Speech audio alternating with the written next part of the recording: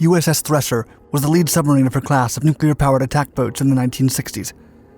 Named after the Thresher shark, the U.S. Navy submarines had state-of-the-art features that made it the fastest and quietest U-boat of its day, significantly pushing the boundaries of Cold War technology. But in April of 1963, the USS Thresher atomic submarine left port to perform a series of test dives off Cape Cod, Massachusetts, and never came back. When the submarine sank to the bottom of the ocean after a series of bewildering underwater phone calls, the naval community was baffled. But the Navy classified the report, only releasing scant details about the accident that took 129 lives. The mystery then lived on for several decades until a brave lawsuit brought the document to the forefront. To this day, we still keep learning about what happened on that fateful morning.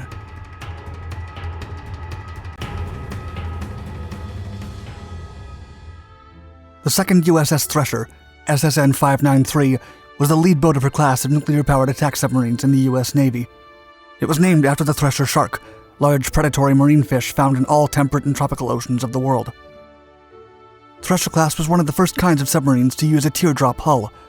Unlike conventionally powered submarines, nuclear-powered boats could stay underwater indefinitely because they didn't require to sail on the ocean's surface. This submarine was 278 feet long, displaced 4,369 tons underwater, and could make more than 30 knots submerged. She was launched bow first on July 9, 1960, and commissioned on August 3, 1961, with Commander Dean L. Axine as the leader. From 1960 to 1961, Thresher and her crew conducted several trials in the West Atlantic and the Caribbean Sea for lengthy periods. During these tests, the crew evaluated her modern and often complicated features and weapons through several exercises, including a 3-week training course in San Juan, Puerto Rico. The following year, her sonar and ammunition systems were tested, and a particular exercise was designed to improve the strategic capabilities of nuclear submarines. Anti-submarine warfare training also took place, along with Task Group Alpha. Thresher underwent several tests to evaluate its submarine missile off the coast of Charleston, and eventually continued trials throughout the East Coast. As is typical with a first-of-class boat like the SSN 593, the test trials took longer than expected because of the thoroughness and attention to detail. But after 9 long months, Thresher was finally recertified and undocked on April 8, 1963. On April 9th, Thresher left port in Maine for a series of dive tests in the deep ocean, 227 miles east of Cape Cod, Massachusetts. A little over a day later, while the submarine was nearing test depth in the first trial, rescue ship USS Skylark received a frightening message via the underwater telephone, quote, "Minor difficulties. Have positive up angle. Attempting to blow." A few moments after the call, at 9:17 a.m., an even more garbled message that included the number 900 was received.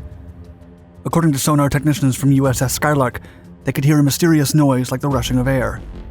Those were the last sounds the Skylark's crew heard from the new vessel.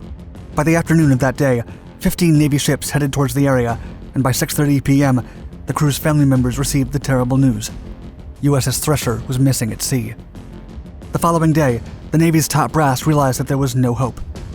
The submarine was officially gone, along with her 129-person crew consisting of enlisted officers and civilian contractors. President John F. Kennedy was then notified of the incident, and he ordered all flags to half-staff for 4 days. The loss of USS Thresher remains the second most lethal submarine disaster on record, following French submarine Surcouf.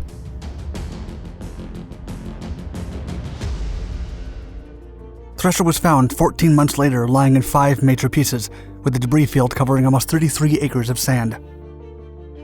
Based on photographs, artifacts, and an evaluation of the submarine's design and relatively short operational history, a court of inquiry concluded that the saltwater piping system joint that relied heavily on silver brazing instead of welding had failed.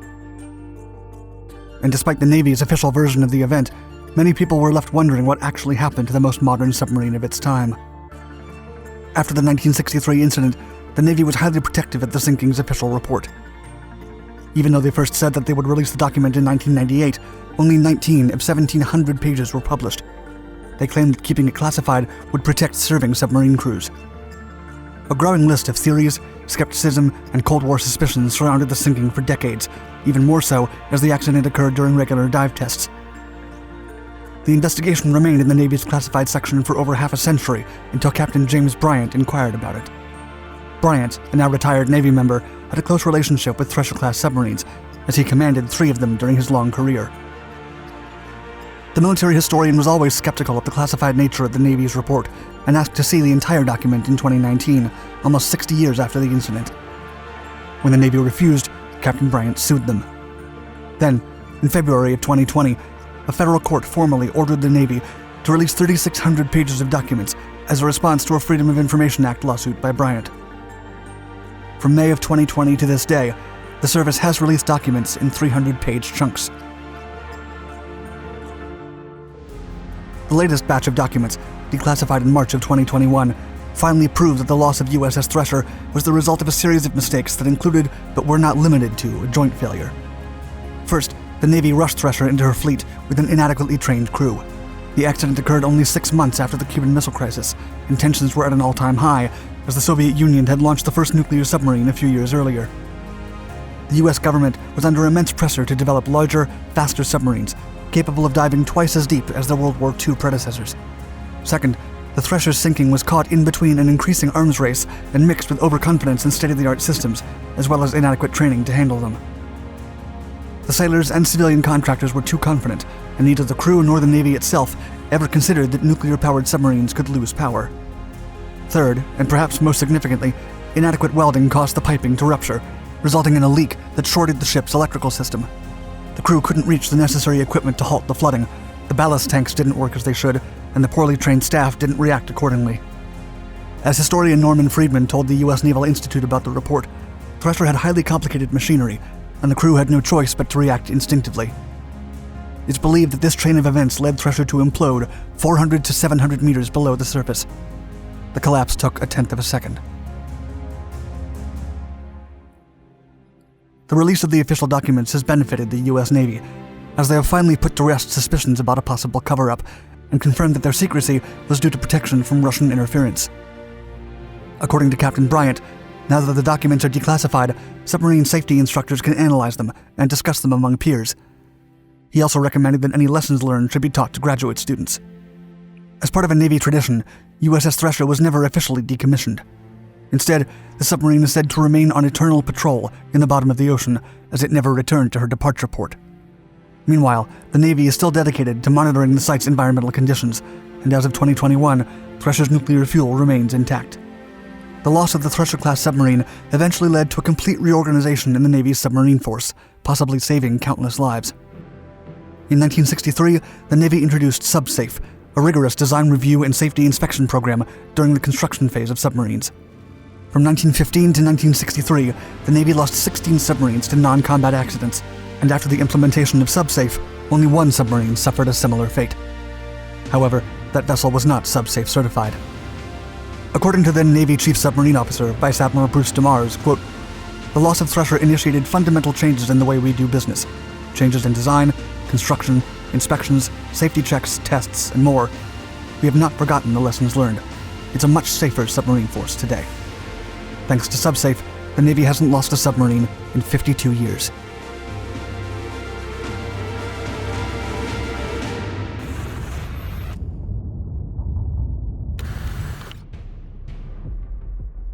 In May of 1968, the USS Scorpion nuclear-powered attack submarine was conducting a last mission near the Mediterranean when she suddenly disappeared. The ship was surveilling Soviet activity in the area and was expected to return to port at Norfolk, Virginia within days, but after a final message indicating that they were closing in on a Soviet vessel, the crew was never heard of again. A massive search operation was then launched, but subsequent investigations revealed a series of mishandlings from the Navy, including a potential cover-up and a rushed overhaul procedure that could have cost the lives of almost 100 sailors. Dan Rogers, an electrician's mate on the submarine, requested a transfer and tried to warn them, quote, "I didn't know it was going to sink, but I was absolutely uptight after having been on there and seeing the things I'd seen. I was just unable to deal with going to sea again on the Scorpion." This resolution would ultimately save his life, but his comrades weren't so lucky.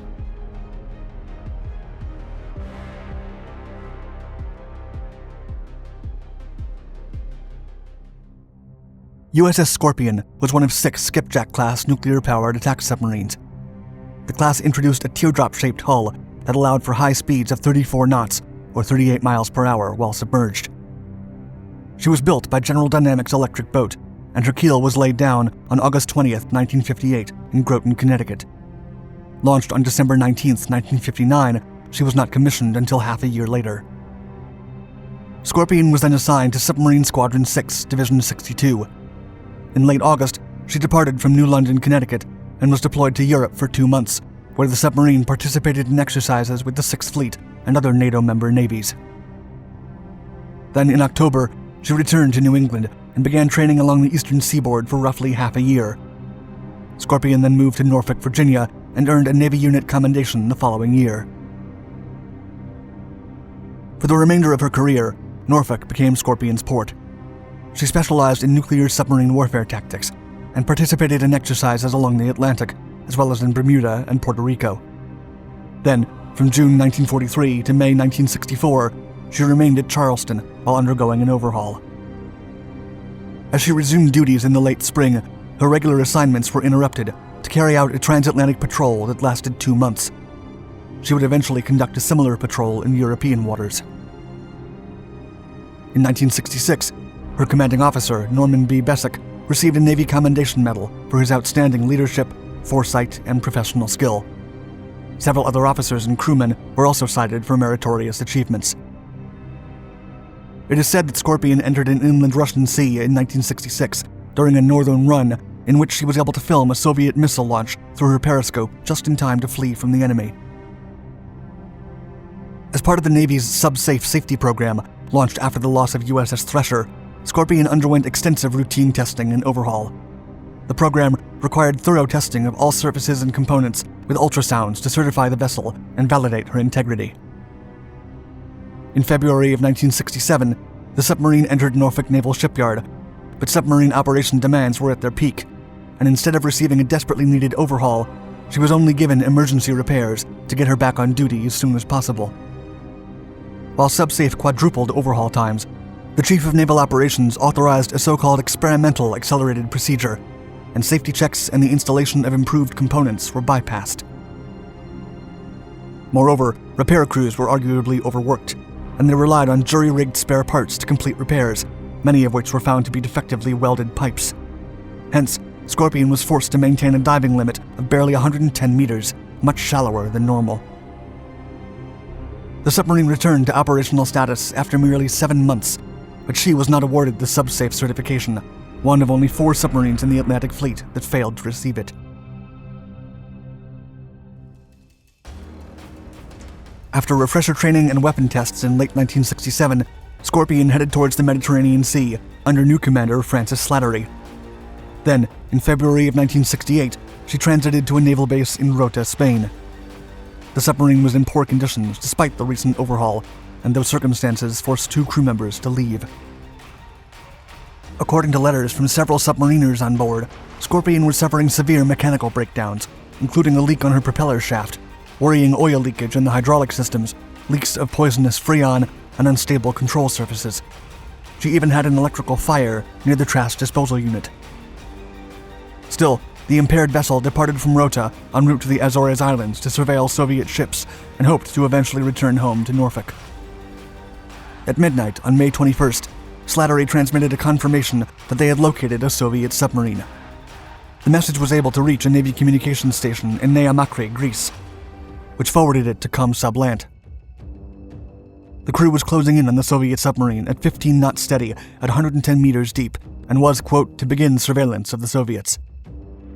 Scorpion was overdue at Norfolk 6 days later, but that message was the last time the crew communicated with the exterior world. The U.S. Navy soon launched a search mission, employing dynamic Bayesian statistical methods to optimize the search pattern. The area was narrowed down based on recordings obtained by a Navy station in the Canaries. The recording had captured 15 acoustic events over 190 seconds, which appeared to come from an underwater explosion. On June 5th, Scorpion and the 99 men on board were declared presumed lost, and her name was struck from the Naval Vessel Register by the end of the month. Several reports indicated that 3 days before Scorpion was expected back from patrol, a huge and secretive search attempt was launched. Along with other declassified information, this account implies that the Navy knew Scorpion had been destroyed before the public search was set in motion. However, it took months to locate the wreck. In late October, the oceanographic search and rescue vessel USNS Mizar found Scorpion's remains 460 miles southwest of the Azores. Using an underwater towed camera sled, the 77-meter-long hull was found laying on the seabed at 3,000 meters of depth. Because of the underwater pressure, the submarine had plowed a deep trench across the ocean floor, and her sail was torn off because the ship's operations center collapsed inward. Also, one of her running lights was open, as if it had been deployed at the time of the accident, though the shock might have also caused it. In 1969, a secondary investigation was conducted using extensive photographic and video inspections, as well as eyewitnesses. It was determined that implosion forces crushed the hull, and the vessel consequently sank below crush depth. Despite being pinched by excessive outside pressure, the torpedo room was intact, except for a missing hatch in the forward escape trunk. Furthermore, the submarine was broken in two by massive hydrostatic pressure at an estimated depth of 470 meters. The propulsion shaft came out, and the engineering section also collapsed inward. Still, the precise cause of the incident couldn't be determined.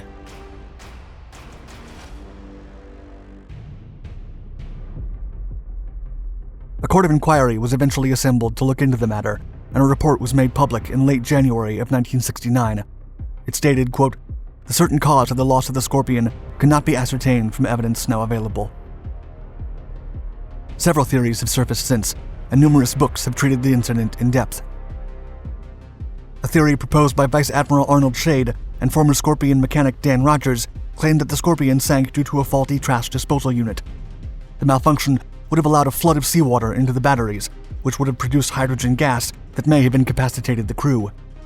This series of events might have led to an explosion in the center of the submarine. Another explanation pointed towards charging batteries at periscope depth and how Scorpion might have suffered a hydrogen explosion. The charging process could have channeled excessive energy into individual cells, which could have potentially released enough hydrogen gas to cause an explosion.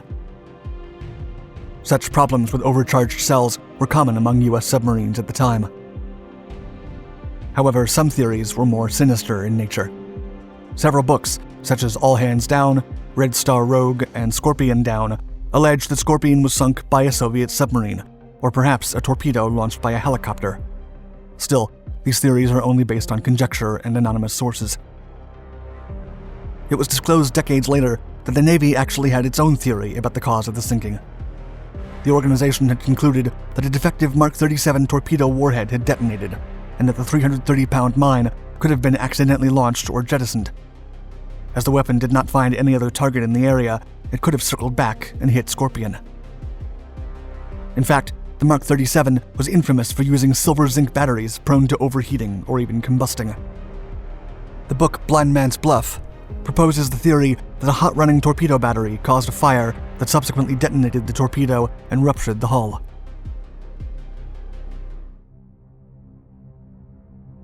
Crew member Dan Rogers had abandoned Scorpion months before because he deemed her unsafe. Backed by Stephen Johnson, an investigative journalist from the Houston Chronicle, they dug out documents that pointed directly towards the detrimental state of the ship.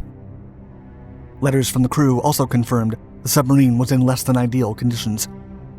Furthermore, the submarine's involvement in a secret program cut off the necessary maintenance needs of the ship, not to mention a reduced budget. Meanwhile, co-authors of Blind Man's Bluff, Christopher Drew and Sherry Sontag, maintained that the Navy ignored previous issues and warnings about the torpedoes. While they could not confirm the theory, they assured the danger was palpable. To this day, the exact reasons behind the sinking of the USS Scorpion have not been determined. However, the US Navy never again rushed an overhaul procedure after the loss, and revised the Mark 37's design. The wreck is also routinely surveyed for radioactive leakage. Ultimately, Scorpion was the second nuclear submarine the US Navy lost.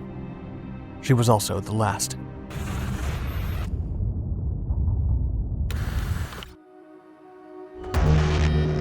In early 1968, the Soviet nuclear ballistic missile submarine K-129 went abruptly missing near American waters off the coasts of Hawaii.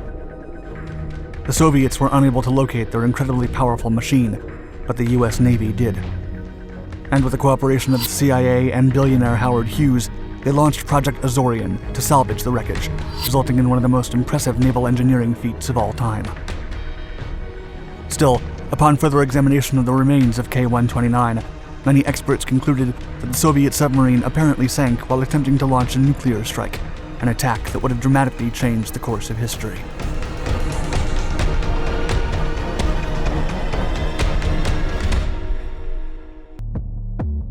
In 1968, the tensions of the Cold War were at their highest, and the Vietnam War casualties kept mounting up, while in the continental US, anti-war and racial protests were causing civilian unrest. Martin Luther King had just been assassinated, and the US Army and Marines were having a tough time in Vietnam after the massive North Vietnamese Tet Offensive. While the US and its allies were desperately rallying forces to stop their enemy from taking over South Vietnam, the Soviet Navy patrolled the oceans to gather intelligence about the latest American naval operations. One such vessel was the Soviet nuclear ballistic missile submarine K-129. This diesel-electric Project 629 submarine was part of the Soviet Pacific Fleet based at Kamchatka. K-129 was one of the world's most potent underwater machines of her time, although some of her components were quite dated.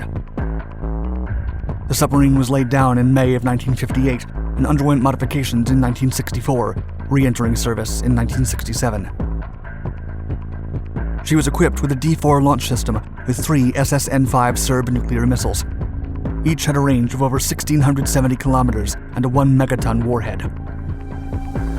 K-129 was manned by an experienced crew of almost 100 men under veteran Captain Vladimir I. Kobzar and Senior Assistant Alexander M. Zhuravin.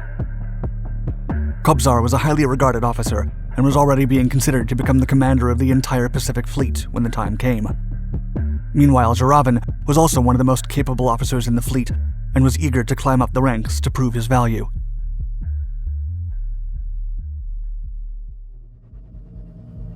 In February of 1968, K-129 was tasked with her third patrol, and the top-secret mission was expected to be completed by May 5th. It's believed that the objective was to gather intelligence about American underwater listening posts in the Pacific. When the submarine departed on February 24th, it reached deep water, performed a test dive, and returned to the surface to check if everything was in order. K-129 then radioed the command post, relaying that everything was fine, and proceeded with the mission. As the submarine reached the 180th meridian and arrived at the patrol area, the crew made radio contact again.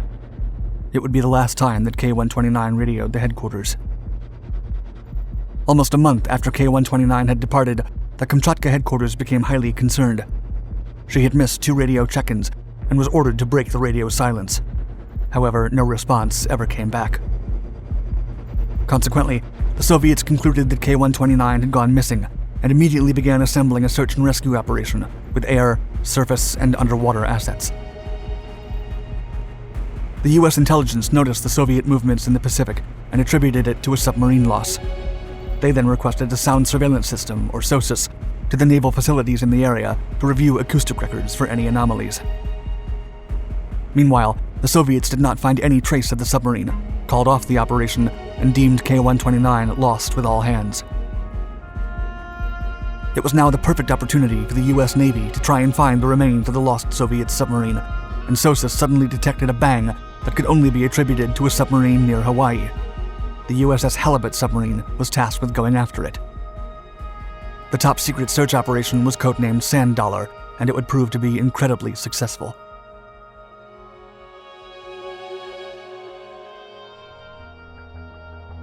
For months, USS Halibut scanned the ocean floor of the targeted area using state-of-the-art sonar and eventually found the wreckage in August of 1968. The K-129 remnants were found 2,500 kilometers away from Hawaii at a depth of 4,900 meters. As Halibut surveyed the entire zone, thousands of high-quality pictures were taken to analyze the state of K-129 and how much of her was still intact.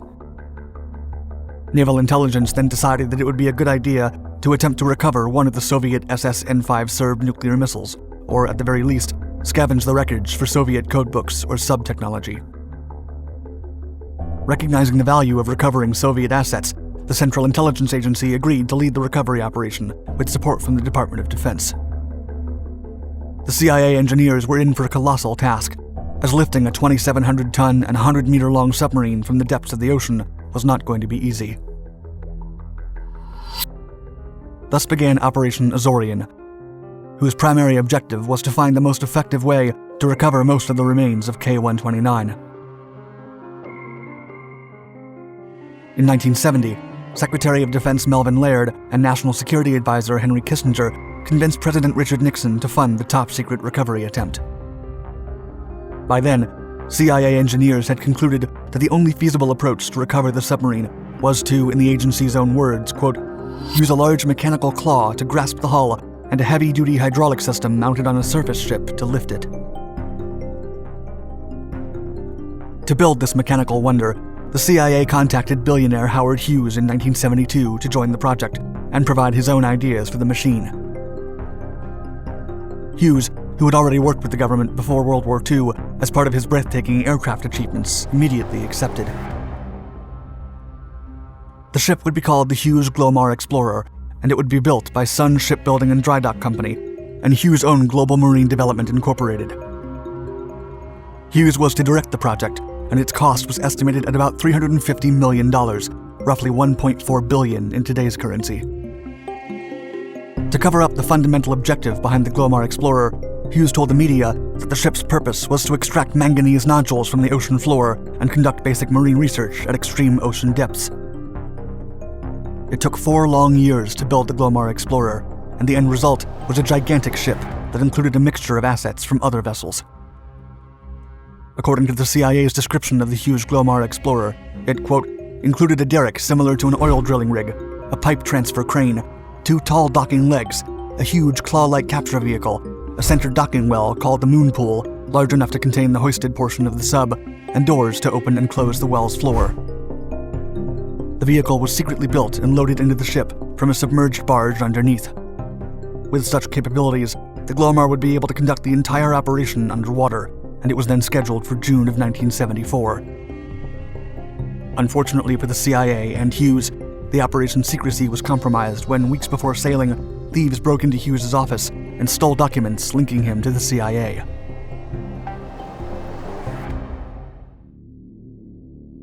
Rumors soon started to circulate, and journalists were eager to uncover the story.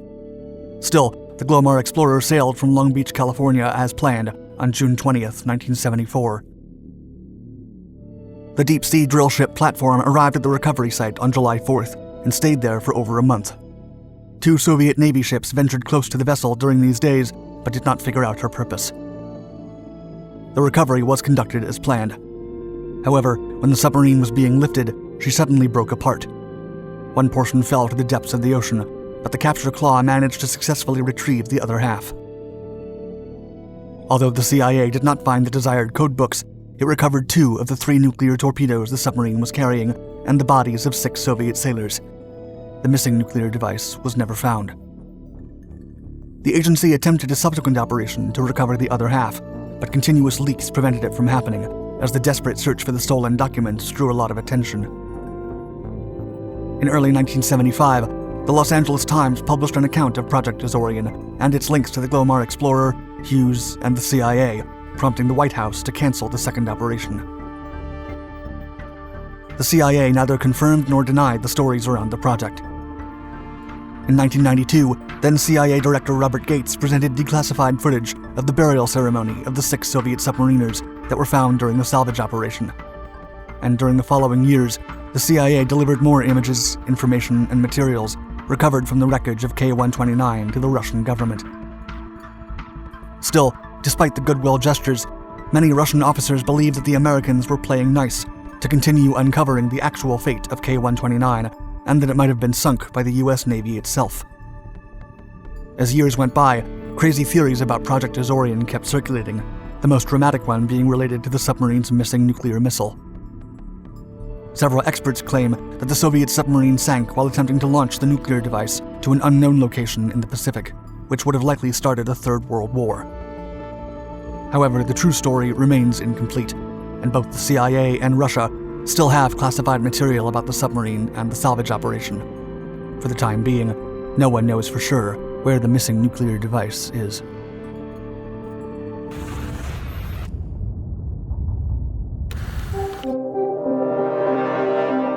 For decades, the Soviet Navy terrorized the NATO allies in the ocean with a mighty carrier fleet.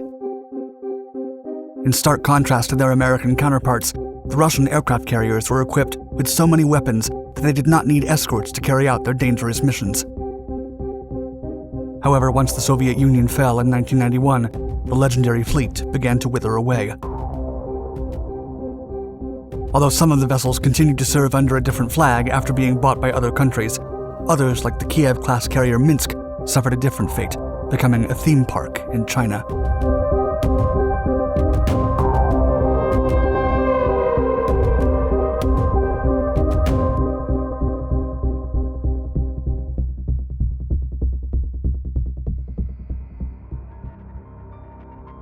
To this day, the Russian Navy only has one carrier vessel, the Admiral Kuznetsov heavy aircraft cruiser.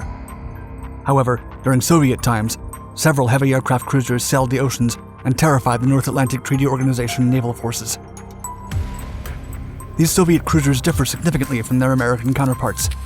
While the US Navy carriers are floating bases protected by a group of escort warships, the Russian heavy aircraft cruisers were so well armed that they could carry missions by themselves. The Kiev ship, Soviet designation Project 1143 Kretschyat, was the first class of both fixed-wing aircraft carriers and battlecruisers built for the Soviet Navy. This design, of which only 4 models were built, was made with a large island superstructure to starboard. It also has a bow and island that looks similar to a battlecruiser, along with a somewhat small angled flight deck. Instead of being known simply as carriers like the American version, these vessels were called heavy aircraft cruisers amongst the Soviet sailors. Their intended mission was strategic missile submarine support, and the vessels were capable of anti-aircraft, anti-submarine, and surface warfare. Minsk, a Kiev-class carrier named after the capital of Belarus, a former Soviet territory, was laid down in 1972, launched in 1975, and completed in 1978. Befitting to the Soviet carriers, the vessel had launchers for 8 P-500 Basalt anti-ship cruise missiles, and 2 turrets with twin 76mm guns, among other powerful weapons.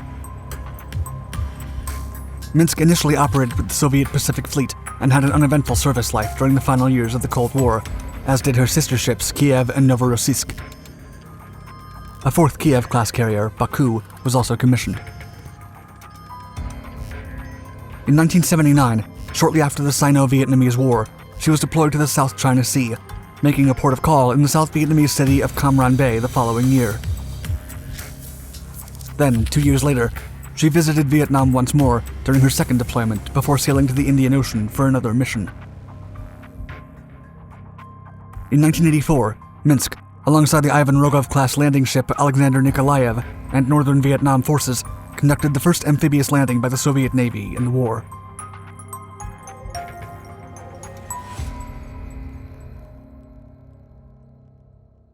When the Soviet Union collapsed in December of 1991, the new Russian Navy took possession of all 4 Kiev-class ships. However, they were difficult and costly to maintain. By then, Minsk had already been put into mothballs several years before as a result of a significant but unknown incident, a fire and, according to the 1993 edition of the Combat Fleets of the World, quote, severe engineering problems. The shipyards with the necessary means to conduct repairs were now in independent Ukraine, so there were limited options for rehabilitation. It was then decided that Minsk and Novorossiysk would be sold for scrap. In 1995, both ships made their way to South Korea to be taken apart. Meanwhile, one of the other sister ships, Kiev, was left behind for another purpose, while Baku, by then renamed Admiral Gorshkov, was sold to India.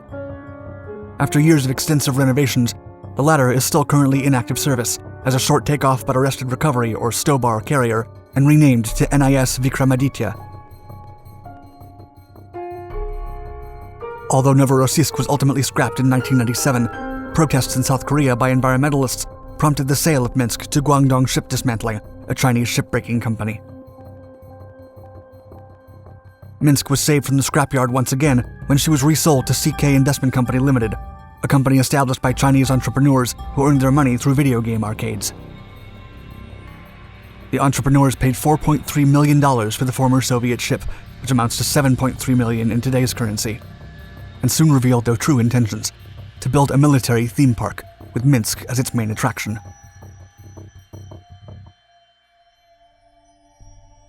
Located in the Shenzhen Guangdong province in southeast China, the aptly named Minsk World opened its doors in 2000. During its height, the park was so popular that only the most well-connected people in the country had access to it. For its permanent exhibit, Minsk was repainted with hull number 15, matching the Chinese Type 001 aircraft carrier Liaoning, commissioned into the People's Liberation Army Navy Surface Force. Several facilities inside Minsk, such as the sleeping quarters and armament, were set up as exhibits for the visitors. The staff at the park were dressed in mock military uniforms, and the carrier was also the stage for regular musical performances held on the flight and hangar decks, while a ride around the ship's starboard side was also available for VIP visitors via a motorboat. Apart from the main attraction, the park also featured a varied assortment of aircraft displayed on the carrier and the mainland area, such as the MiG-23, Mi-24, Mikoyan MiG-27, Yakovlev Yik-38, SAN-3, 53-65 torpedo, AK-630, and Chinese Q-5 Fantan combat jets.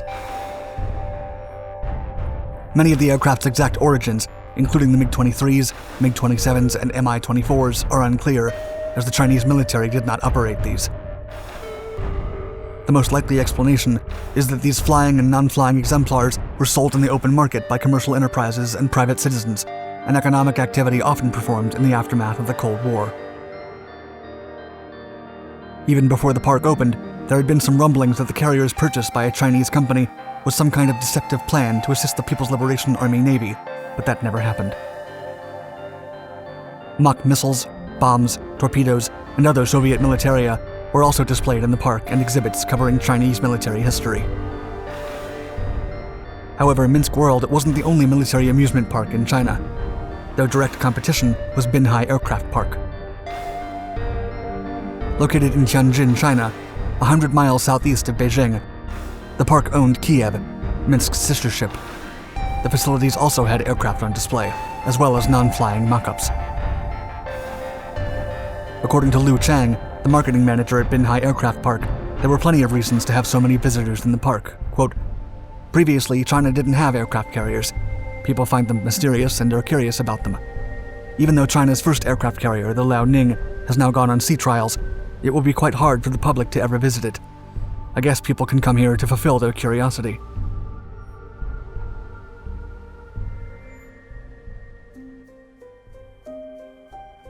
After a steep decline in visitor numbers in the mid-2000s, the Shenzhen Minsk Company went bankrupt in 2006. The Chinese government then decided to reclaim the land, and the Minsk amusement park officially closed its doors that same year. On May 31st, Minsk was auctioned off and sold for 128 million Chinese yuan to CITIC Shenzhen, a company that specialized in electronic communication products. They then reopened and renamed the place to the CITIC Minsk World Military Theme Park. However, it was also closed later in the year. The carrier was then sold to Dailan Yongjia Group, a real estate company in Dailan, North China, in January of 2013. Sometime between 2017 and 2018, the ship arrived in a man-made body of water just off the Yangtze River in Nantong, China. The ship would remain there until the owners decided what to do with it, and there was speculation that they wanted to build another Minsk World. Minsk's immediate neighbors are farming and agricultural facilities, and looking at satellite images from the area, an abandoned viewing platform leading back to a tented pavilion lies north of the lagoon. Although there were plans to repair the vessel and reopen the theme park, that has not happened, and it's not entirely clear why. Meanwhile, Binhai Aircraft Park remains open for visitors, and the company is planning to repair and renovate Kiev to turn it into a 5-star luxury hotel, complete with several presidential suites. Today, Minsk remains abandoned on the man-made lagoon about 50 miles northwest of Shanghai. The carrier's general condition suggests that there are no plans to move it anytime soon, and there's no security in place at the site. However, many people haven't forgotten about it. Although there are no signs of official activity on or around the ship, urban explorer tourists from all over the world continually travel to China to explore the empty Soviet vessel. Remains of the aircraft exhibits are still inside, but rotting away, as witnessed in several videos that visitors have uploaded to the web. The future of the Minsk remains looks bleak, and although it is unknown how much longer her present owners will let the vessel languish in the artificial lagoon before making a final decision, the longer she sits there, her most likely final destination will be a scrapyard.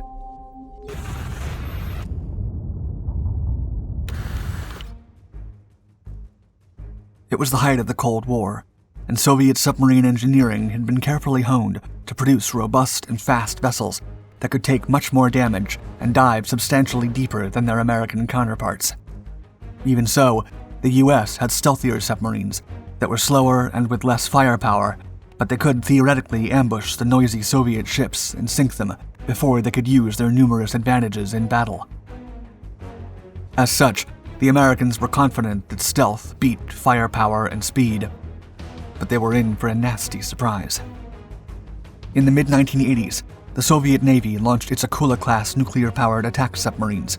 The technology was far beyond what the US expected the Soviets could accomplish, and even defense analyst Norman Polmar affirmed that the breakthrough, quote, shook everyone in the West up. The submarines were incredibly fast, lethal, and resilient, but now had something else to their advantage. They were silent as a tomb. Suddenly, the US Navy learned to fear the might of the new Akula-class powerhouse, a revolutionary new asset in the Soviet Union's arsenal of destruction.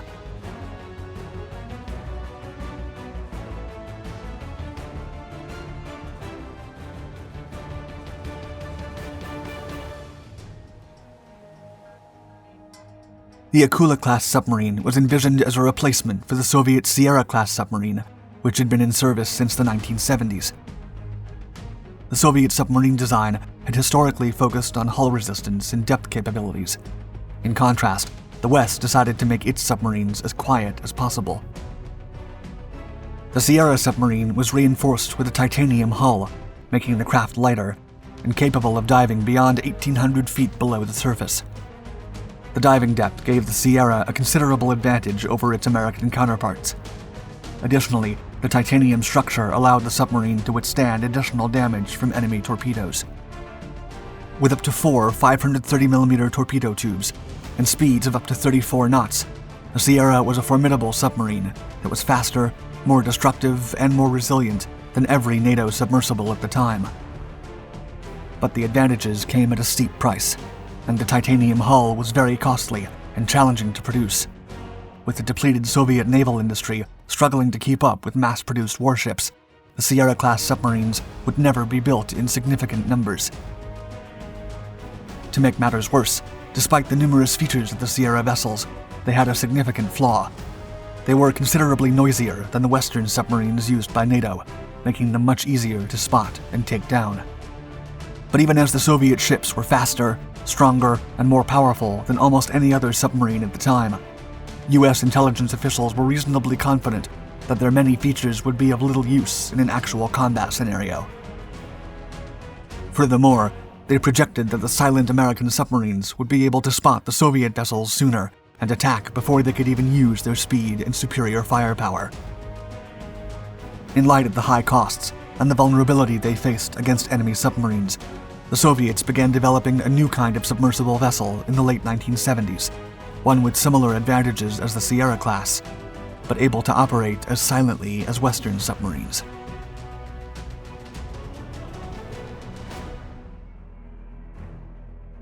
The designs for what would become the Akula-class submarine began as early as 1976. The specifications were almost identical to those of the titanium-reinforced Sierra class, but this time the hull would be made of steel. The decision would make the technology much more affordable and easier to produce in massive numbers. During the following years, 15 Akula-class submarines were produced by the Soviet Union. The first 5 units mainly behaved as previous Soviet submersibles, and their noise levels were still much more significant than those generated by their American counterparts. Nevertheless, after the 5th unit, the Soviet Union began a series of drastic interventions to the original design, increasing the length of the hull by over 4 meters. The upgrades were achieved thanks to a group of Soviet spies that infiltrated the US Navy and stole many of the secrets that made American submarines so silent. US Navy officer John Walker and US Navy radio man Jerry Whitworth were crucial in informing the Soviets of how advanced US technology really was. The the spies extracted specific information on American sonar technology and their network of hydrophones that revealed precisely how the Americans were identifying their submarines and what noise signatures were giving them away. Consequently, the Soviets became aware that the US Navy was tracking its submarines thanks to the cavitation produced by the propellers. Thus, the Soviet Union cut a deal with the Japanese Toshiba Corporation and the Norwegian Kongsberg firm and began buying foreign propellers that produced much less noise than its own technology. After finally discovering the reason why the Soviet submarines produced much more noise than the American ones, the Soviets had every single piece of the puzzle to create the ultimate underwater hunter.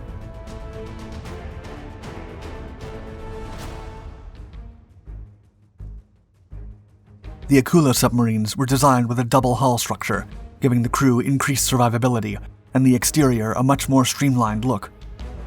The vessel was powered by a single OK-650M VM-5 pressurized nuclear reactor, allowing her to remain underwater for as long as food supplies would last. The energy produced by the nuclear generator was used to heat 4 steam generators that powered a 50,000 horsepower steam engine connected to the 7-bladed fixed-pitch propeller on the outside of the hull. With her nuclear reactor powering the vessel continuously, the operational time window of an Akula submarine is only restrained by the supplies she carries and the need for maintenance. The Akula-class submarine has enough supplies to operate underwater for up to 100 days. Despite not having a titanium hull like her predecessor, the Akula's double hull gives her a significant advantage regarding resilience to attack. The outer hull is separated from the inner hull by a considerable distance, which means that even if the outer layer is damaged, the submarine has a significant chance to remain functional, even when another submarine with a single hull configuration is out of action. The vessel is also considerably large, especially compared to Western standards, and she requires a crew of over 70 seamen to operate correctly. The later version of the Akula achieved formidable noise reduction, which reached and even surpassed that of American vessels. This advantage was mainly obtained thanks to the new propellers mounted on the submarine and the inclusion of vibration isolation equipment for the powertrain, anechoic tiles, and the installation of shock absorbers in every compartment, including the engine room. Continuing the tradition of their predecessor, the new Akula-class ships retained devastating firepower capabilities and impressive speeds. The submarine was armed with 8 torpedo tubes, 4 of 533mm, and the other 4 capable of launching 650mm projectiles. Additionally, the vessel was armed with air defense missiles and anti-ship torpedoes. Considering the new understanding of American submarine stealth and the several modifications done to the newer Akula submarines, the result was a mighty silent hunter, able to surpass most American vessels, while remaining as silent as the improved Los Angeles-class submarine.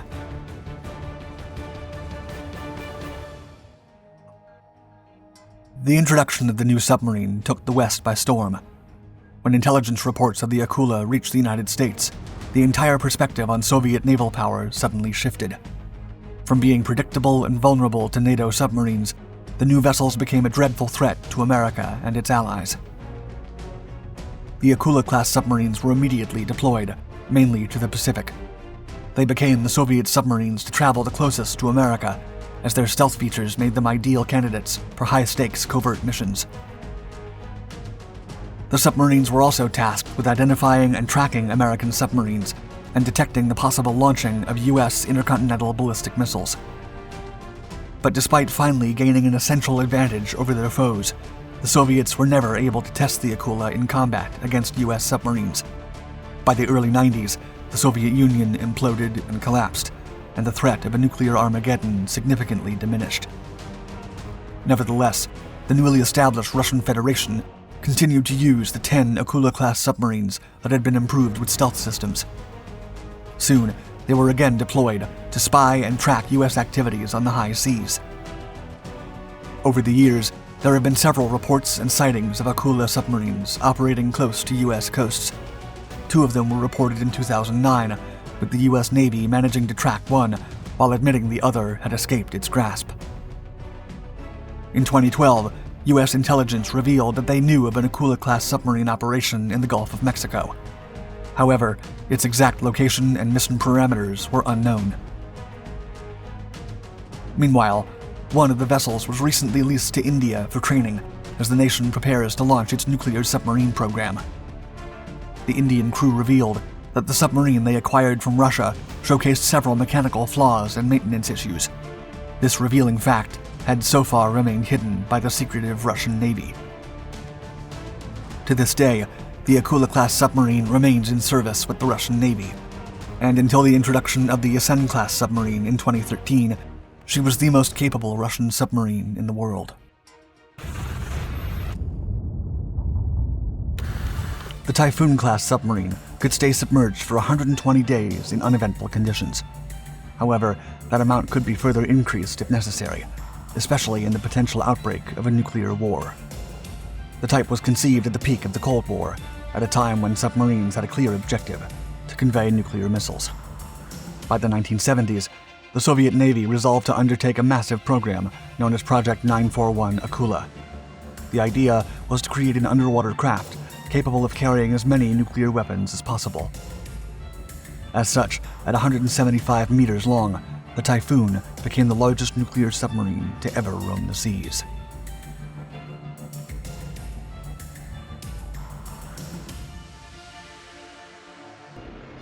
In the 1970s, the USSR launched the Typhoon program, a codename for the new nuclear weapons plan.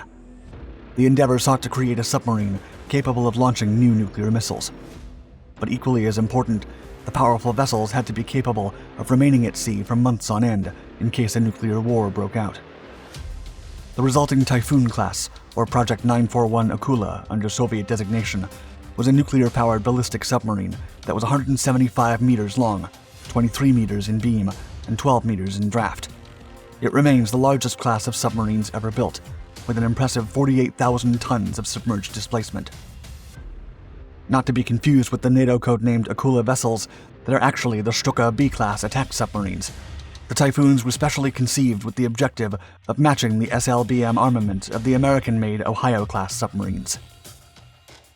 Moreover, the craft had to accommodate comfortable living spaces for a complement of 160, who would be submerged for as long as 120 days under normal conditions. Otherwise austere in amenities, the Typhoon ships had room for the engineers at St. Petersburg's Rubin Design Bureau to include unprecedented perks. Their sheer size made it even possible to squeeze in a solarium, a swimming pool, and a sauna. The SSBN Typhoon-class missiles were designed by the Makayev Design Bureau and were given the NATO designation SSN-20 Sturgeon. Each consisted of 10 independently targetable multiple reentry vehicles, or MIRVs, and weighed 84,000 kilograms at launch, carrying a 100-kiloton nuclear warhead. The Ohio-class submarines are able to carry 102 nuclear warheads of 100 kilotons each, and the Typhoon-class would also carry 20 RSM-52 intercontinental three-stage ballistic missiles. Unsurprisingly, the Soviets aimed to give their missiles an enhanced range, and in order to accommodate the improved variant, Soviet SLBMs had to be substantially larger and heavier than their Western counterparts. In truth, the Sturgeon is more than twice as heavy as the UGM-96 Trident I, remaining the heaviest SLBM to have ever served. And as such, the vessel had to be scaled. Their guidance system was inertial, with stellar reference updating, and their range stretched to 8,300 kilometers, enabling them to easily target the United States with an accuracy of 500 meters. Besides the missiles, the class included 6 torpedo tubes, 4 630mm tubes, and 2 533mm tubes, for a total of 22 anti-submarine projectiles of varying types, such as the Type 53 torpedo and the RPK-2 missile. Moreover, Typhoons could fire their primary weapon system and deploy their R-39 SLBMs while moored at their docks, making them a significantly powerful platform. The origin for NATO's reporting name for the class is unclear. It is said that the word Typhoon was used by General Secretary Leonid Brezhnev of the Communist Party back in 1974 when describing the new type of nuclear ballistic missile submarine in reaction to the U.S. Navy's Ohio class, unknowingly baptizing the entire fleet. The Soviet SSBN class design features a multi-hull design with no less than 5 inner hulls. These were situated inside a superstructure comprising the 2 parallel main hulls, which in turn were coated with sound-absorbent tiles. In the center, the third smaller hull above the main hulls protruded just below the sail. This characteristic significantly increased the Typhoon's menacing appearance, as their sail or conning tower did not conceal the missile silos, and their imposing mines always appeared in pictures. The multiple pressure hulls simplified the internal design, but made the ship notoriously more wide than average submarines. However, they also increased the overall survivability of the entire vessel. If any pressure hull was breached, the crew in the next one was safer and under less risk of flooding. Furthermore, the design included ice-breaking features, as well as technology for traveling under the ice. The submarines also showcased an advanced stern fin, a horizontal hydroplane, and retractable nose horizontal hydroplanes. Additional retractable gear included 2 periscopes, a radio sextant, radio communications, navigation, and direction finder masts. Consequently, the type was able to dive as deep as 400 meters and reach a maximum speed of 25 knots when submerged. In contrast, its cruising speed was 12 knots. Most importantly, the type was unquestionably larger than its American competitors. Although the Typhoons were only 17 feet longer than the Ohios, they were substantially wider and taller. In total, Russia built 6 Typhoons between 1976 and 1985. The ships were initially designated by hull numbers only, but the 4 vessels retained by the Russian Navy and sponsored by either a city or a company later received proper names. The class's lead ship, TK-208, was later named Dmitry Donskoy, and she entered service in 1981. Then followed TK-202, known as Simbirsk, TK-13, known as Arkhangelsk, and Severstal in 1989. The construction order for a 7th vessel, TK-210, was cancelled and never completed. There was an initiative in the early 1990s to refurbish some of the submarines into cargo vessels for shipping oil, gas, and other materials. The idea was to exploit the type's inherent underpolar capabilities so they could travel to the country's far-flung northern territories. The colossal ships could take up to 10,000 tons of cargo and ship it with ease under the ice casket in the Barents Sea. Still, the oil could only be delivered around the world after the considerable engineering process to transfer it from the drilling platforms to the submarines and then to the waiting tankers was fully functional. The class was stationed with the Russian Northern Fleet at Litsaguba. Only Donskoy received a refit and was relaunched in 2002 as a trial ship. As for Arkhangelsk and Severstal, they were decommissioned between 2004 and 2006 and placed on reserve, while their sisters TK-2 and TK-13 were ultimately scrapped. In 2011, the Defense Ministry decided to write off all Project 941 submarines until 3 years later, as Russia had several restrictions as part of the Strategic Arms Reduction Treaty. Besides, they were to be replaced by the Beret class. The United States assisted in the Cooperative Threat Reduction Program, which had nuclear fuel from TK-202 removed in U.S.-funded processing facilities. She was then converted for long-term storage and reuse, and the UK also took part in the process. Donskoy spent her post-Cold War career as a testbed for the new generation of Russian submarine technologies, and was transferred to the Baltic to participate in the 2017 main naval parade, which was held in Kronstadt. As the behemoth that she is, the submarine was instrumental in testing the next intercontinental ballistic missile in the Russian Navy's inventory. The solid-fueled Bulava SS NX-32 ballistic missile was developed while the older R-39 was retired. Reportedly, Bulava has a range of over 8,000 kilometers, but unlike its predecessor, it can carry a 550-kiloton nuclear warhead. Based on the land-launched Topol missile, the weapon was to arm the newer Beret class, but was also retrofitted to the Typhoon. The Navy eventually canceled the Typhoon modernization program, arguing that upgrading a single vessel in the class would be as expensive as building 2 new Berets from scratch. As such, Russia also eliminated the last R-39 SLBMs. The only Typhoon in active service was thus outfitted with the more modern RSM-56 Bulava, and continued in operation until 2022. It was previously stated that the submarine would remain in service until 2026 in her role as a weapons test platform, but it is rumored that the ship was decommissioned in July. Still, other sources claim that a final decision on her fate will not be taken until late 2022. The newer Berets are replacing the aging Typhoons with a fleet of at least 8 submarines allocated between the Northern and Pacific fleets. armed with 16 Bulava missiles, or a total explosive yield of 7,200 kilotons. Berets are nonetheless shorter than their predecessors. With a slightly smaller size of 170 meters, the new submarines are considerably more space-efficient. Not to mention, the Bulava is expected to be much more accurate than older versions.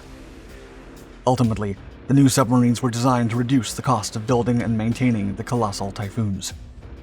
The 4-decade-old Donskoy is soon to be retired, having been born in an age before computers and compact ballistic missiles existed. Their size was a byproduct of a time when missiles were of enormous dimensions, not only due to the available technologies, but because they seemed more menacing. As weapons become smaller and more accurate, there might never be a class of submarines as large as the Typhoon. But that remains to be seen.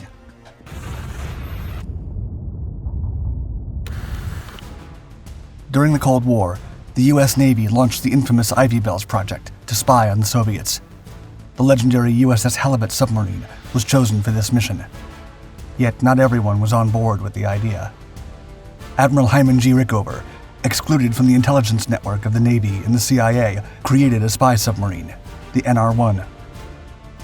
The NR-1, designed to perform deep-sea tasks, had advanced computer and sonar systems and various tools for recovery operations, exploration, and research.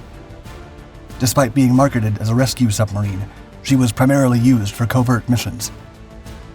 Nevertheless, the submarine conducted various missions, including search operations, object recovery, and oceanographic research, and she did it all while holding the title of the smallest nuclear submarine in U.S. military history.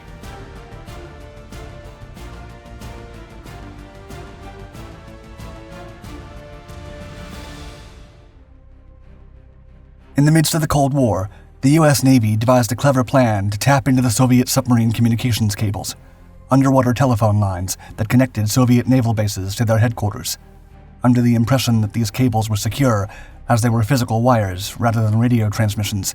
Many of their communications were not encrypted, meaning the U.S. Navy could listen in on their conversations. The U.S. Navy's secret project, Ivy Bells, proved highly successful. The legendary USS Halibut was the first submarine chosen for this critical mission, providing valuable intelligence on Soviet submarine operations.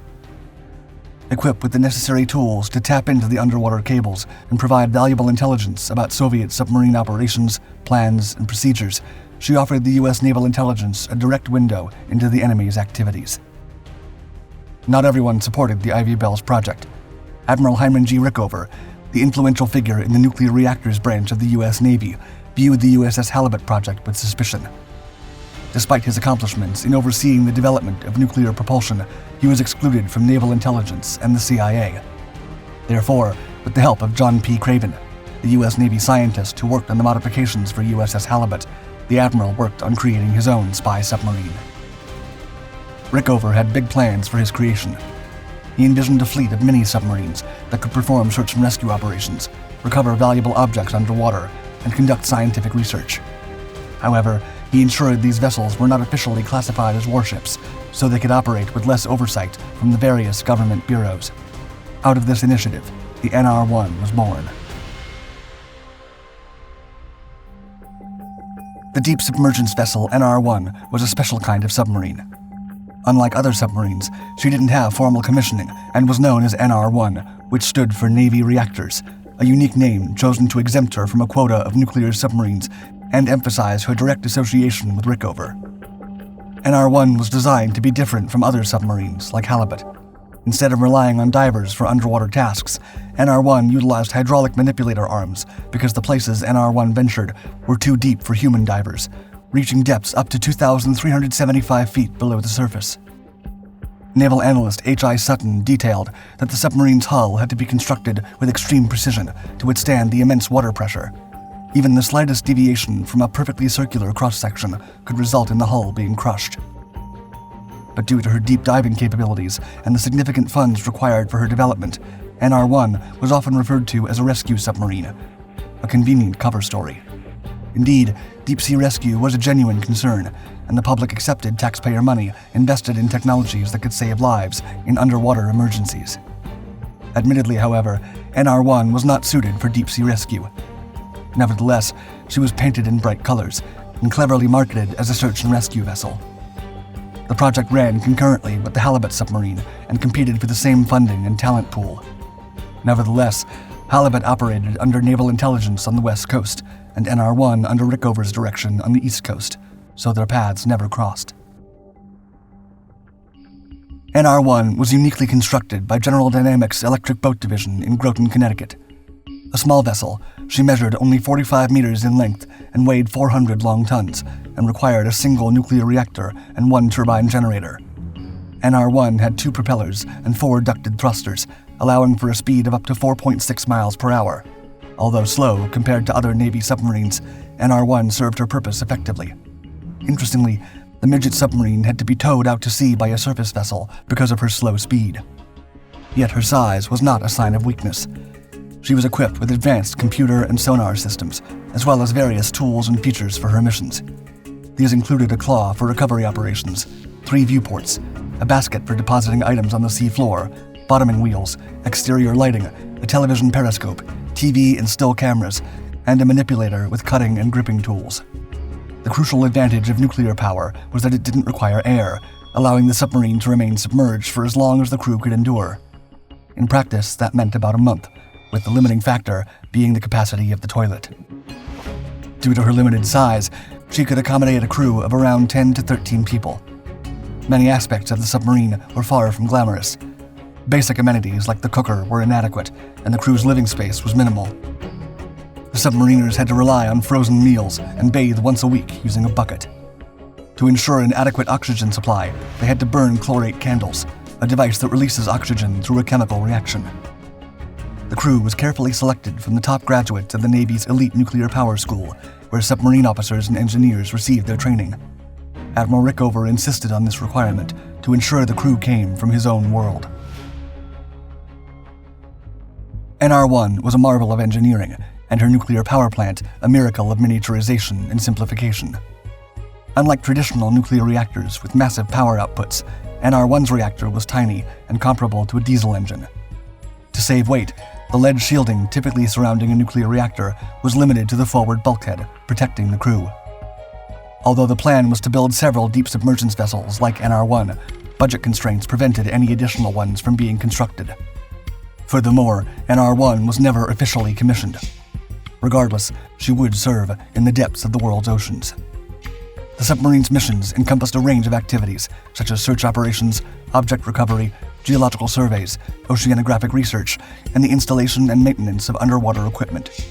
NR-1 had a remarkable capability to stay in one location and thoroughly map or search an area with great precision, which proved invaluable on several occasions. She could dive to incredible depths and maneuver along the ocean floor. Although her maximum depth was over 3 times greater than that of other fleet boats, it was still relatively shallow compared to the open ocean, which averages over 12,000 feet deep. The submarine had wheels, similar to Goodyear truck tires, mounted along the keel, enabling NR-1 to search the seafloor at close range, and powerful floodlights to locate the remains of Soviet missiles. A crew member would lie on their belly at the bottom of the craft, peering out through small portholes to observe the sea floor. If they found something of interest, it could be retrieved using a hydraulic grabbing arm and placed in a retractable storage cage. On top of being Admiral Rickover's personal midget submarine, NR-1 had a strictly covert and clandestine purpose. The special mission ships of the U.S. Navy were involved in some remarkable intelligence operations, which were initially kept secret but have gained renewed attention. However, several missions carried out by the mysterious NR-1 remained shrouded in secrecy. During the 1970s and 1980s, NR-1 undertook numerous classified missions to retrieve objects from the deep sea floor. Still, one mission we do know about.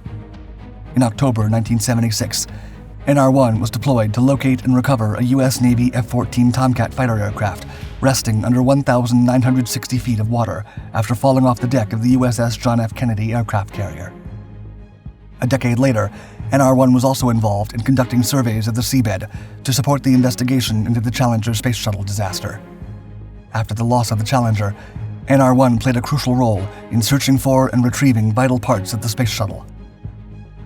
In October 1994, NR-1 conducted a survey off the Florida Straits, about 65 kilometers southwest of Key West, where she unexpectedly encountered and explored an uncharted sinkhole. This sinkhole was later named NR1 in December 1998 by an advisory committee.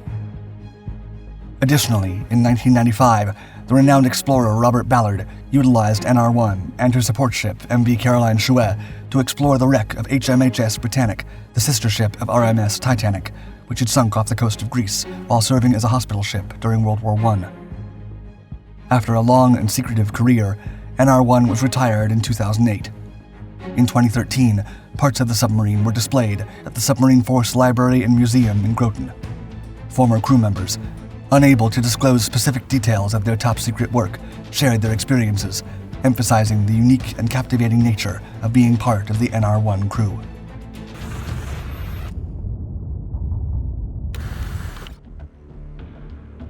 On the morning of August 12, 2000, during the Russian Navy's Summer X naval exercise in the Barents Sea, the so-called unsinkable Oscar II-class Kursk submarine vanished while carrying out a practice torpedo launch. With an experienced crew of 118 professional sailors on board, Kursk was given clearance to launch 2 dummy torpedoes at the Admiral Kuznetsov aircraft carrier, but at 11:29 a.m., an explosion was detected, and within 2 minutes, a second rippled across the globe. The international community was quick to offer help, but the proud Russian authorities initially declined it. And although it probably would have been impossible to rescue any survivors, the negligence of an unorganized navy, coupled with a declining government, contributed to settling the fate of the Kursk and her crew. It wouldn't be until years later that the truth behind the events of that fatidic morning were revealed.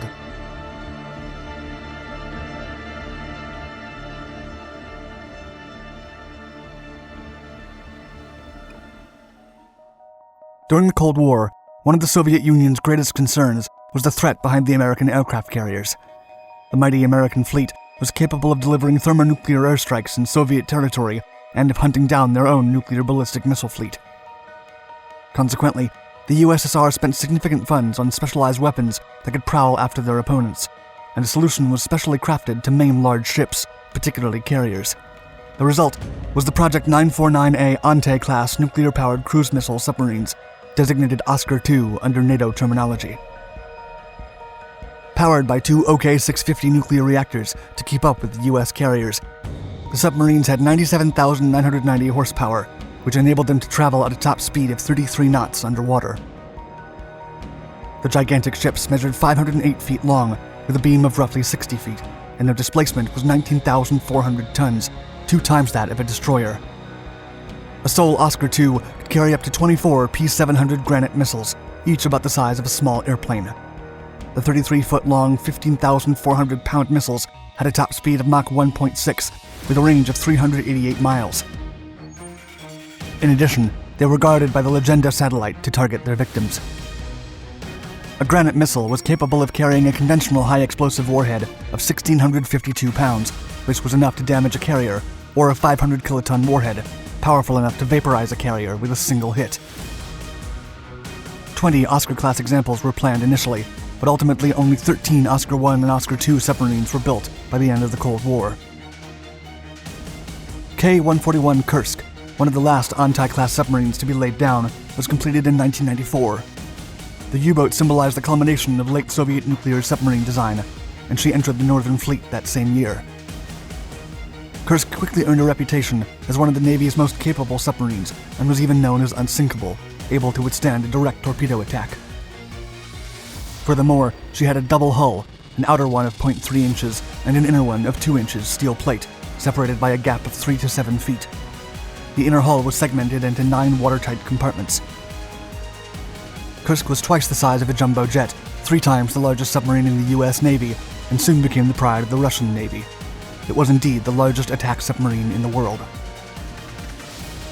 However, after the USSR dissolved a few years prior, the Russian Navy suffered severe budget cutbacks, which in turn affected the maintenance work on its assets. Soon, numerous submarines from the formerly proud Navy began to fall into disrepair.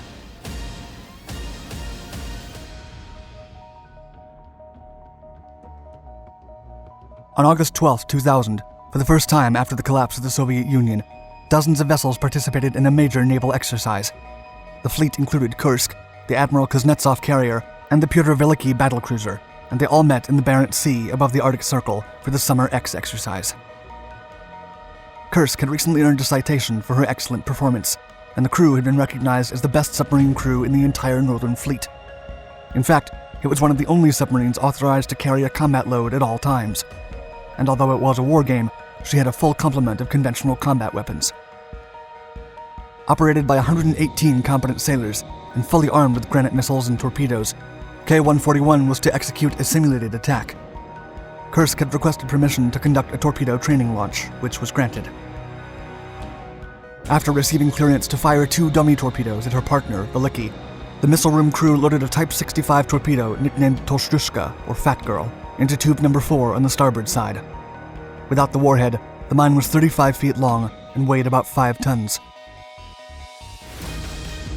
Suddenly, at 11:29 a.m., a massive underwater explosion was detected by the Norwegian Seismic Array and several other stations around the globe. Barely 2 minutes later, a second, even stronger one rocked the waters of the exercise area. It was a blast equivalent to a 4.2 earthquake on the Richter scale, or 2 to 3 tons of TNT. The second explosion was 250 times greater than the first, and rippled all the way to Alaska. The crew of fellow submarine Karelia assumed the explosion was part of the exercise. Aboard the battlecruiser, however, the crew detected a hydroacoustic signal and felt their hull shudder instead of the expected launch. Veliky immediately reported the incident to the headquarters, but the message was ignored. To make matters worse, seismic data also showed that the explosion had occurred at the same depth as the seabed.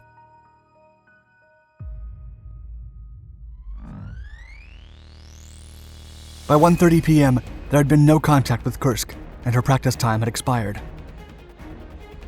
Aboard Pyotr Veliky, Fleet Commander Admiral Vyacheslav Alexeyevich Popov was not initially alarmed due to common communications failures.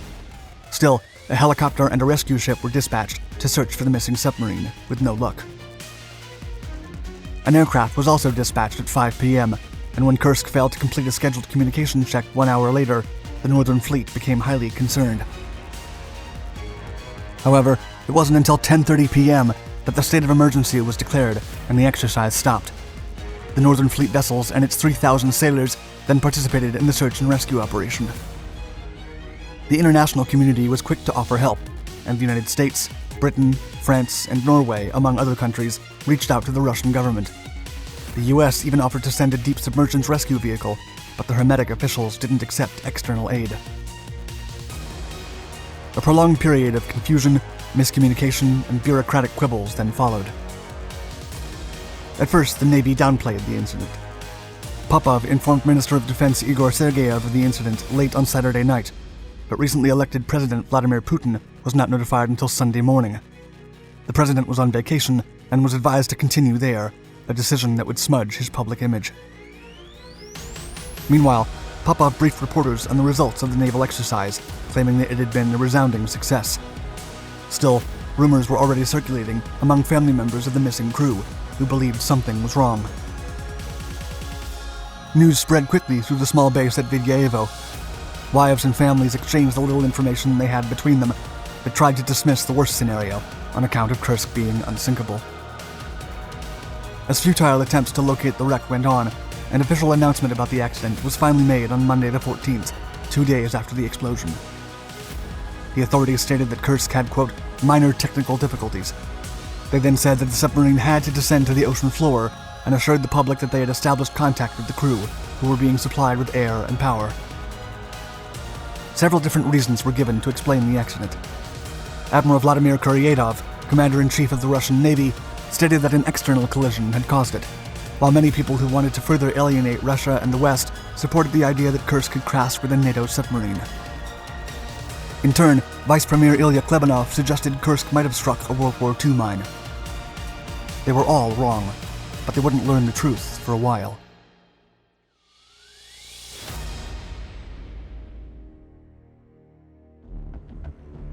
A week after the incident, Putin finally recognized that they needed help and authorized British and Norwegian experts to join the endeavor. The divers knew there was no hope of finding survivors, but their spirits were still crushed after spotting the flooded rescue trunk. They then cut the hull through and only found dust and ashes inside, along with severely burned human remains. On August 21st, the fate of the Kursk and her 118 sailors was publicly announced. In a television broadcast, Admiral Popov addressed the audience and said, quote, "Forgive me for not bringing back your boys." August 23rd was then declared an official day of mourning, and 3 days later, Putin awarded the title of Hero of Russia to the submarine's commander, Gennady Lyachin, and the Order of Courage to the 117 lost sailors. Kursk rested on the sea floor until September 26, 2001, when it was raised to continue the investigations. Unfortunately, the front hull had to be cut off and left behind, and the primary evidence was lost. The truth was finally disclosed in the summer of 2002. An old torpedo had leaked hydrogen peroxide, an obsolete and dangerous type of fuel already banned by the British decades before. The malfunctioning torpedo had faulty welding, directly leading to the first explosion, which then detonated the remaining ammunition on board. Other factors aggravated the situation, such as a disabled rescue buoy, missed inspection checks, and general mishandling of delicate equipment. Furthermore, the systemic incompetence and widespread neglect left 23 survivors of the explosions waiting to be rescued in the 9th compartment.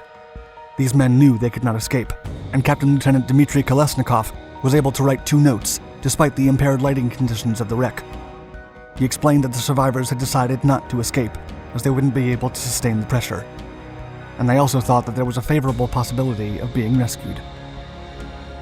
The men survived for hours in the freezing bottom, enough to attempt to recharge the oxygen generation system. But in the process, they accidentally caused a chemical explosion and flash fire, which in turn consumed the remaining oxygen. The Russian Navy officials were deemed responsible for the incompetent response, and several were removed, fired, or transferred. It was a harsh lesson for Russia, but it still took a decade for the Defense Ministry to charter an extensive modernization of the Navy and renew the decrepit vessels.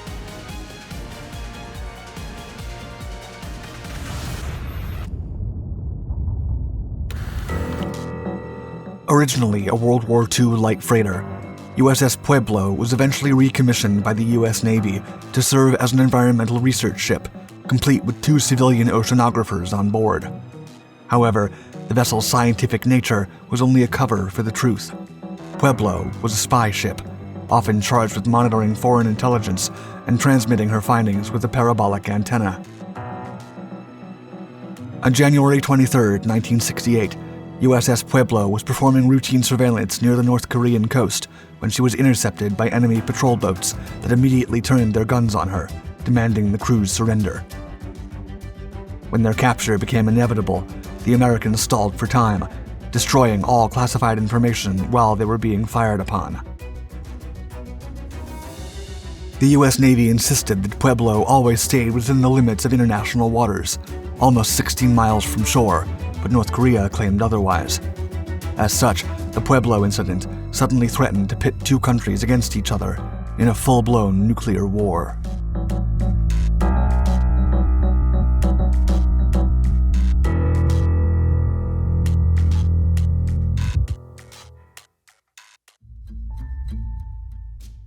In January of 1968, USS Pueblo left a naval base in Japan and headed north, with specific orders to gather intelligence on North Korean coastal radars and radio stations.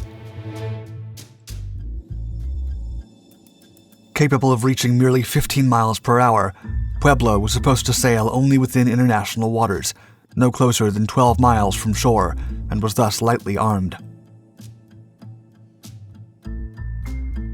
Her mission transpired uneventfully until the vessel encountered a small North Korean subchaser on January 20th and 2 fishing trawlers 2 days later. The ship's captain, Lieutenant Commander Lloyd Butcher, informed the U.S. Navy and then proceeded to the mission's final phase. However, Pueblo encountered another North Korean subchaser on January 23rd.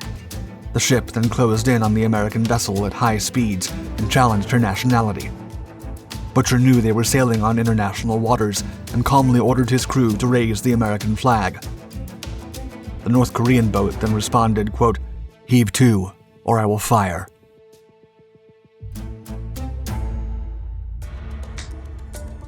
Despite assuring the North Koreans that they were not infringing any laws, the captain was not satisfied, and the subchaser continued to close in on the spy ship.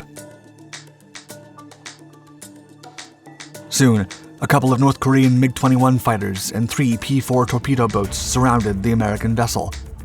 Butcher ordered the crew to turn Pueblo around, and the ship made full speed eastward, trying to avoid the large party armed with AK-47s attempting to board. Not willing to give up, the North Korean boats began to rake fire with machine guns and cannons, wounding the American commander. Pueblo's only weapons were 2 unloaded 50-caliber machine guns concealed with tarps, and Butcher knew they would not be of much use against their adversary.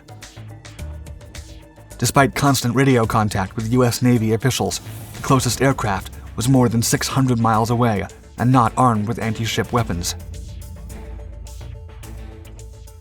Suddenly, a second sub-chaser and a 4th torpedo boat joined the assault, and Butcher ordered the crew to destroy the ship's classified information and encryption gear. Pueblo then turned back towards North Korean waters to comply with the enemy's petition, moving at roughly 1 mile per hour. Meanwhile, the crew had only 2 paper shredders and 1 incinerator, but they tried their best to destroy everything they could. As the American vessel stopped just before entering North Korean waters, the enemy promptly opened fire again, taking the life of 1 sailor. 2 hours after the engagement had started, the North Korean sailors finally boarded the American ship.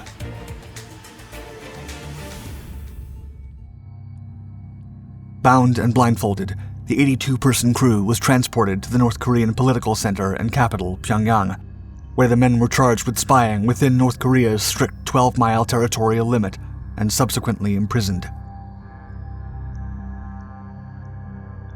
The Pueblo incident became the biggest crisis in more than 2 years of increased tension between North Korea and the United States.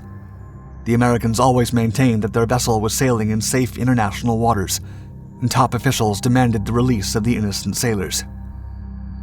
Meanwhile, tensions between the 2 Koreas had also dramatically escalated. On January 31st, more than 24 infiltrators came within 109 yards of the South Korean presidential residence in an assassination attempt before being met with gunfire. After the incident, Seoul officials feared more attacks across the demilitarized zone and even threatened to withdraw South Korean troops from Vietnam. Moreover, the war there was heating up as North Vietnamese forces embarked on a series of preliminary attacks, culminating in the epic Tet Offensive. With one of the most extensive military campaigns of the Vietnam War taking place only 2,000 miles south of North Korea, President Lyndon B. Johnson ordered a military buildup in the area, rather than direct retaliation.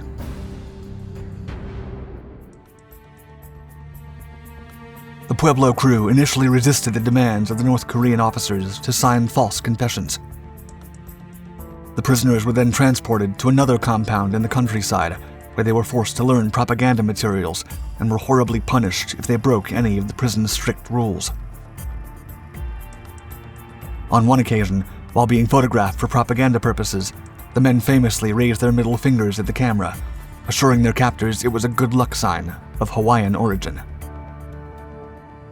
Then, in the summer, the North Koreans staged a fake news conference in which the prisoners were ordered to praise their humane treatment. However, the Americans thwarted the North Koreans by inserting sarcasm and innuendo in their statements in front of the camera. Once they learned the truth, the Americans were fiercely punished with cold temperatures, sleep deprivation, and more sinister methods. For months, the captors tried to coerce a confession out of Pueblo's captain, Commander Lloyd Butcher, who stated, quote, "I will never again be a party to any disgraceful act of aggression of this type." After months of torture and mistreatment, Butcher accepted to sign, and the rest of the crew did the same. Throughout the whole endeavor, United States diplomats were going through months and months of negotiations between America and North Korea at the border village of Panmunjom. The talks were often slowed down because the captive negotiator was forced to read his talking points from flashcards and lacked permission to formulate his own replies. According to him, North Korea would not return Pueblo. The nation would only return the 82-person crew in exchange for a signed apology in which the United States government formally admitted guilt and promised to never spy on them again. After much thought, American negotiator General Gilbert Woodward found a way to make the North Korean demands more palatable. It was agreed that the United States would sign the document proposed by North Korea, with the understanding that they would retract the confession as soon as the prisoners returned to American soil. Leader Kim Il-sung's negotiator accepted, and on December 23, 1968, 11 months to the day after the North Korean attack, the crew of USS Pueblo was bussed down to the border cross at the Bridge of No Return. The men walked back to safety one by one. Per the agreement, Washington soon rescinded its apology, and upon their return to American soil just in time for Christmas, the men were hailed as heroes.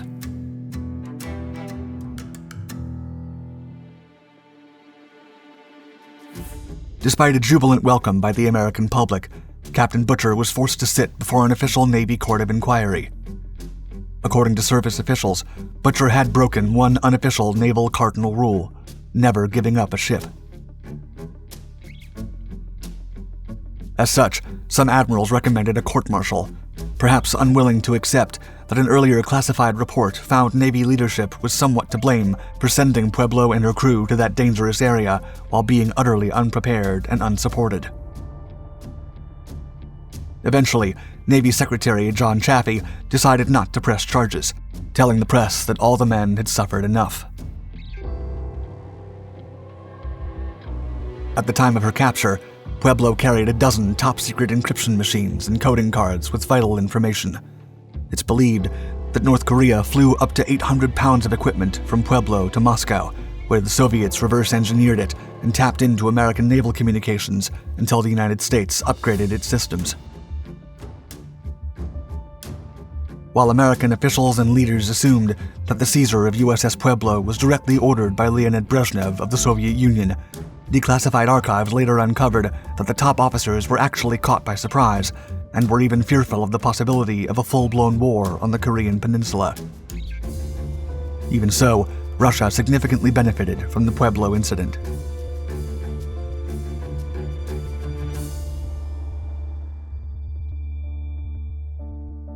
After their release, many of Pueblo's crew suffered from PTSD and lifelong injuries. Over time, the survivors set up their own website, bravely speaking out about their horrific experiences. After being denied the petition, the team successfully lobbied for status as prisoners of war and even sued North Korea in a United States court for the treatment they received. As for the ship, she remains in North Korean custody to this day and is currently moored off the Potong River in Pyongyang. There, the significant piece of history serves as an exhibition of the North Korean Victorious Fatherland Liberation War Museum. In the end, Pueblo is one of only a few American vessels captured by the enemy since the First Barbary War in the 1800s. And because it's never been technically decommissioned, she's the second oldest ship still commissioned in the United States Navy, only behind USS Constitution.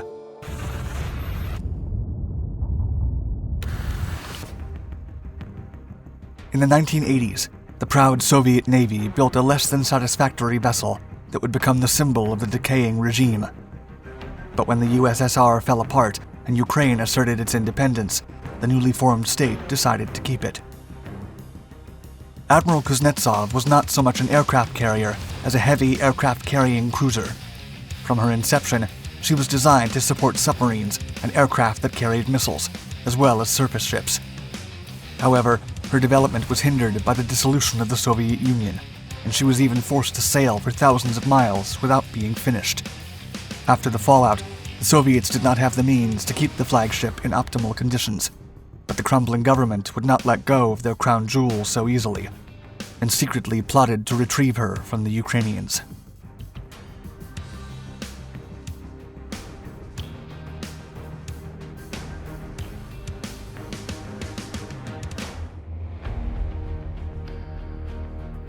Admiral Flota Sovetskogo Soyuza Kuznetsov could never be considered a proper aircraft carrier. In Russian classification, the ship is actually a heavy aircraft cruiser.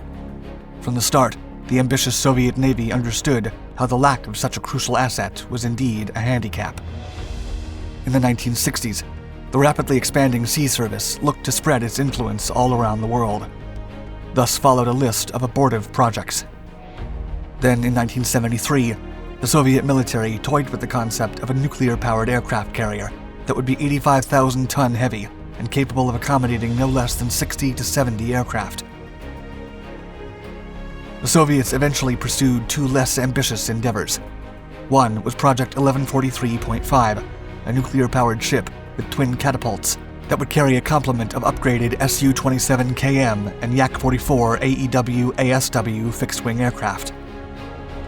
Despite Western speculation that the ship would have combined nuclear and steam propulsion, the class had a more conventionally propelled plant with oil-fired boilers. Superficially, the ship's profile resembled the American carriers, but unlike her counterparts, the 60,000-ton vessel was intended to operate in subordination to missile submarines in the bastions of the Arctic. Laid down in 1983 and launched in 1985, the first unit was initially named Riga, then renamed Leonid Brezhnev, then Tbilisi, and finally Admiral Kuznetsov. By 1989, the ship was 71% complete and ready to begin aircraft operation trials. However, she was never called an aircraft carrier. Instead, she was designated as an aircraft-carrying cruiser, a crucial distinction that allowed her to cross the Turkish Straits. Had she not been permitted to cross into the Mediterranean, she would have been stuck in the Black Sea because of a vital fact. The ship was built in Ukraine.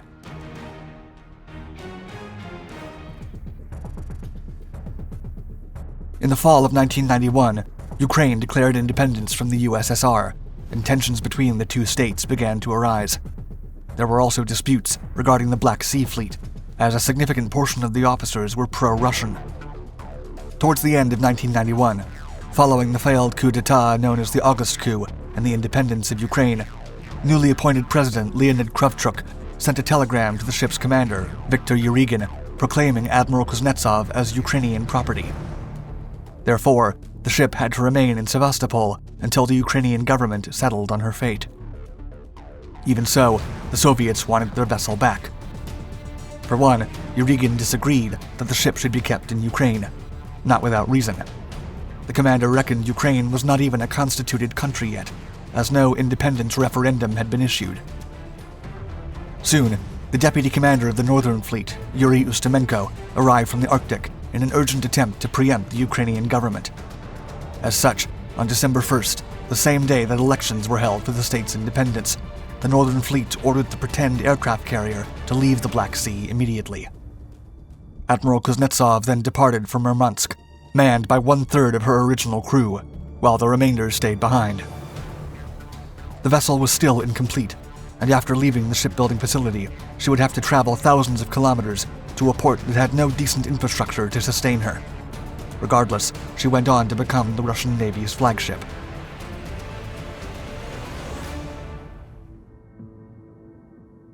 Admiral Kuznetsov's design responded to a different mission from that of United States carriers. Notably, TAVKR ships, or Tyazohly Avianishchushchi Kreyser, heavy aircraft-carrying cruisers, primarily aimed to support and defend strategic missile-carrying submarines, surface ships, and naval missile-carrying aircraft, and offer protection from hostile ASW aircraft. Therefore, Kuznetsov is capable of engaging surface, subsurface, and airborne targets. Her flight deck has an area of 14,700 square meters, and aircraft takeoff is assisted by a ski jump at the bow angled at 12 degrees instead of steam catapults. Notably, the lack of catapults does not allow to launch aircraft with heavy strike loads, while the air superiority orientation of the air wing is apparent. Instead, the fixed-wing aircraft have to start their afterburners and accelerate towards the ski jump, lifting at a higher angle and elevation than on regular carriers with flat decks and catapults. Admittedly, with a lower acceleration, the ski jump is less demanding on pilots' bodies. However, the aircraft design must not stall at clearance speeds of only 120 to 140 kilometers per hour. Furthermore, the flight deck includes arrestor wires and 2 starboard lifts to convey the aircraft from the hangar. Even though the ship was initially designed to operate supersonic STOVL fighters like the Su-27K and later the heavier Yak-43, only the Su-33, MiG-29K, and Su-25 UTH have been taken to sea on a mostly regular basis. Incidentally, the Su-25 UTH was operated as an unarmed trainer. In fact, the cruiser does not carry any airborne early warning aircraft aboard, as that role is covered by Ka-31 helicopters. The ship also lacks dedicated electronic warfare and defense suppression aircraft, like those commonly fitted on U.S. carriers.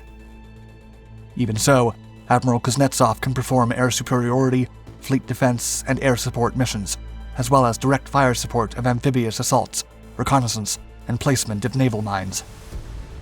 Perhaps more interestingly, Kuznetsov has a complement of 12 long-range surface-to-surface anti-ship P-700 Granite cruise missiles, which only add to the ship's designation.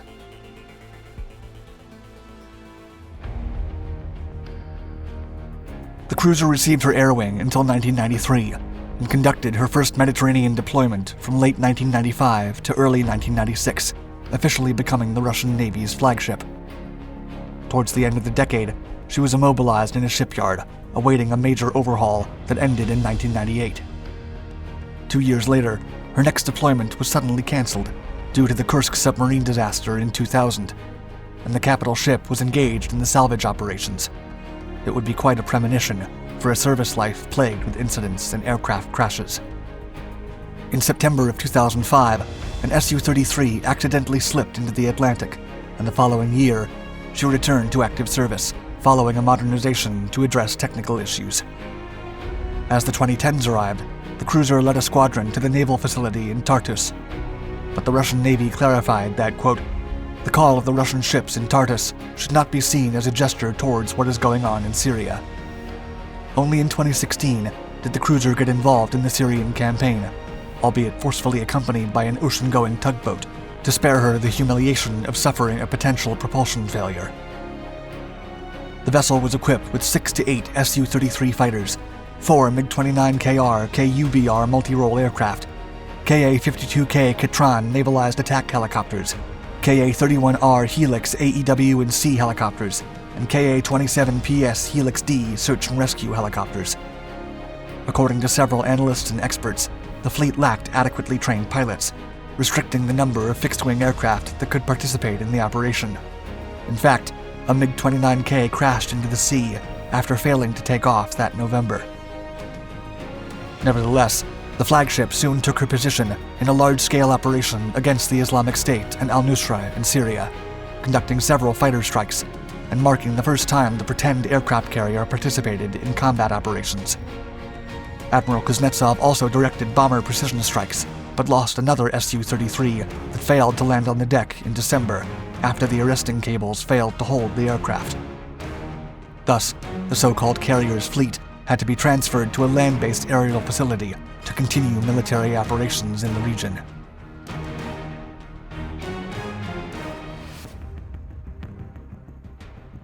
Admiral Kuznetsov has many problems, starting with the ship's propulsion system. Notably, the Russian Navy struggles to sustain its only carrier and keep her operational. Moreover, the country has no immediate plans to build a successor. Kuznetsov has been undergoing refurbishments and upgrades to extend her service life since 2018, including having all her boilers replaced. The plan initially called for the ship to be back in service by 2021, but in 2022, she had to be modernized once more. It wasn't until late 2022 that it was announced the heavy cruiser would leave the dockside, when Alexei Rachmanov, Director General of the United Shipbuilding Corporation, stated, quote, "The dock repairs are almost completed. The only thing left is to prepare the ship for repairs at the moorage." However, he also admitted that the second half of the repair efforts had to be reoriented because of an incident involving a PD-50 dock. According to reports, she was placed in a modernized dry dock of JSC Ship Repair Center's Vezdochka. The Director General then confirmed that, quote, "The repairs of Admiral Kuznetsov are scheduled to be over in 2024. With the updates she has received, the improved heavy aircraft-carrying cruiser is expected to renew its combat potential considerably, and the Russian Navy hopes to use her for another 10 to 15 years.